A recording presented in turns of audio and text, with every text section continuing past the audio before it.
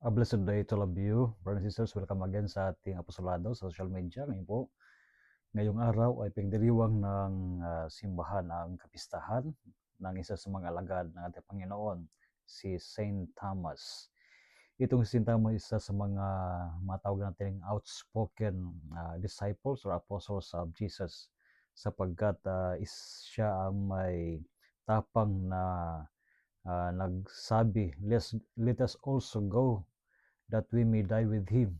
So, kahit na naroon yung banta ng danger sa mga buhay nila, subalit siya ay nagwika ng ganito, let us go that we may die with Him.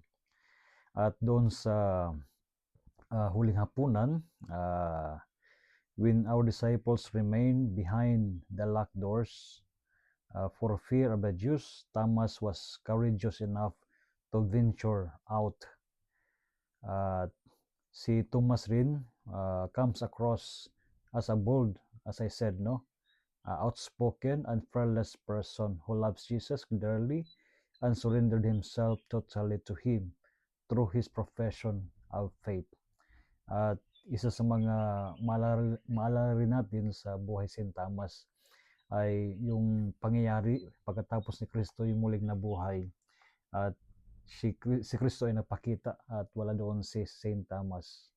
At sabi niya, hindi ako maniniwala hanggat sa hindi ko may pasok ang aking daliri sa kanyang mga sugat, sa kanyang tagiliran. At ito nga nangyari pagkatapos ng ilang araw, si Kristo ay muli napakita. At ang kanyang sinabi, pagkatapos si Kristo sabihin na ilagay mo yung daliri sa mga sugat sa tagiliran, at si St. Thomas sabi, my Lord and my God. Ito yung mga salita nito ay siyang winiwika natin silently nung itinataas ang banal na ostya ng pari. Sinasabi natin sa ating puso, my Lord and my God, yung ating pagsamba sa Diyos.